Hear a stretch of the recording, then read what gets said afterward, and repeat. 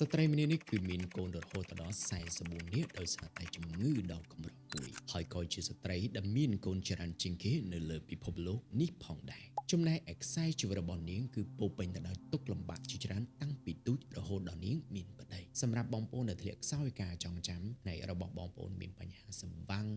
ឈឺរកាំភ្នែកហើយក៏ដូចជាមានបញ្ហាពិបាកគេមិនលក់យល់សប្តិច្រើនហើយមានបញ្ហាអារម្មណ៍មួម៉ៅឆាប់ខឹងដែលបង្កឡើងដោយជំងឺ depression ខ្ញុំសូមណែនាំឲ្យបងប្អូនប្រើប្រាស់ Super Omega 3ដែលជាផលិតផលរបស់សហរដ្ឋអាមេរិកដែលវាមានទូនាទីទៅជួសជុលក៏ដូចជាព្យាបាលនៅរាល់បញ្ហាទាំងអស់នោះ Mariam Nabadanzi នាងគឺជាស្ត្រីមកពីប្រទេសយូហ្គាន់ដានាងមានបញ្ហាសុខភាពដ៏កម្រដែលធ្វើឲ្យនាងមានកូនច្រើនលុះដល់នាងមានអាយុ40ឆ្នាំនាងសម្រាលកូនបានរហូតដល់44នាក់នាងបានបង្កើតកូនភ្លោះចំនួន6ដងកូនភ្លោះ5ចំនួន3ដងវិជ្ជបណ្ឌិតបាននិយាយថា Mariam មានជំងឺមួយដែលមានឈ្មោះថា hyperrevolution ដែលមានន័យថានាងមានរាងកាយរបស់នាងបញ្ចេញពងច្រើនក្នុងពេលតែមួយនេះជាមូលហេតុដែលនាងមានកូនច្រើនហើយភាគច្រើនគឺជាកូនភ្លោះតែម្ដងវាគឺជាជំងឺដ៏កម្រហើយគ្មានថ្នាំបញ្ជាកំណត់ណាមួយអាចជួយនាងបានទេជីវិតរបស់ Mariam ពិបាកណាស់នៅអាយុ11ឆ្នាំនាងត្រូវបានលក់បង្ខំឲ្យរៀបការជាមួយនឹងបុរសចំណាស់ម្នាក់នាងមានកូនដំបូងរបស់នាងគឺជាកូនភ្លោះហើយនៅអាយុ23ឆ្នាំនាងមានកូន25រួចហើយនាងបានអង្វរឲ្យគ្រូពេទ្យជួយនាងមិនចង់មានកូនទៀតទេប៉ុន្តែគ្រូពេទ្យបាននិយាយថានាងមិនអាចដោយសារតែស្ថានភាពជំងឺរបស់នាងក្រោយមកមានគ្រូពេទ្យម្នាក់បានជួយធ្វើការវិកាត់ដើម្បីកុំឲ្យនាងមានកូនទៀតចំណែកឯប្តីរបស់ Mariam គេបានចាក់ចេញពីនាងហើយប្រមូលយកទ្រព្យសម្បត្តិទាំងអស់ដែលពួកគេមានចាក់ចេញពីនាងដោយឲ្យនាងនៅតែម្នាក់ឯងជាមួយនឹងកូននាងត្រូវចិញ្ចឹមបីបាច់ថែរក្សាកូនតែម្នាក់ឯងនាងធ្វើការជាច្រើនដូចជាឧស្សាហ៍ការតុបតែងសម្រាប់ព្រឹត្តិការណ៍ផ្សេងៗការប្រមូលសំណល់ដែកការធ្វើជីនក្នុងស្រុកធ្វើថ្នាំរុក្ខជាតិសម្រាប់លក់ជាដើមហើយប្រាក់ទាំងអស់ដែលនាងបានមកពីធ្វើការគឺនាងចំណាយទៅលើអាហារថ្លៃថ្នាំ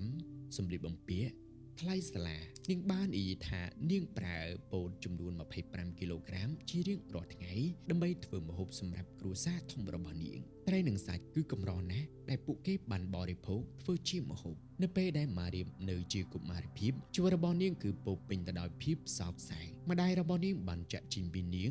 នៅពេលដែលនាងមានអាយុទើបតែបាន3ថ្ងៃប៉ុណ្ណោះម្ដាយចុងរបស់នាងបានព្យាយាមសម្លាប់បងប្រុសរបស់នាងដោយដាក់កញ្ចក់ដីខូចនៅក្នុងអាហាររបស់ពួកគេបងប្រុសរបស់ Mariam បានស្លាប់ដោយសារហេតុការណ៍មួយនោះ